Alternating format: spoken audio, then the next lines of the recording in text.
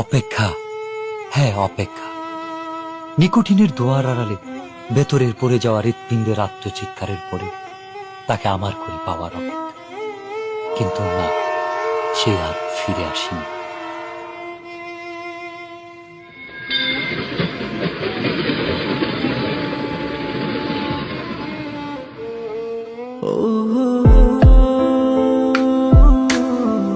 তবে এসেছিল এই পাহাড়ের পাদদেশে আজ থেকে অনেক বছর আগে, সন্তের জেগেরা সীমান্তবর্তী জেলা শেরপুরের প্রত্যন্ত একটি গ্রাম।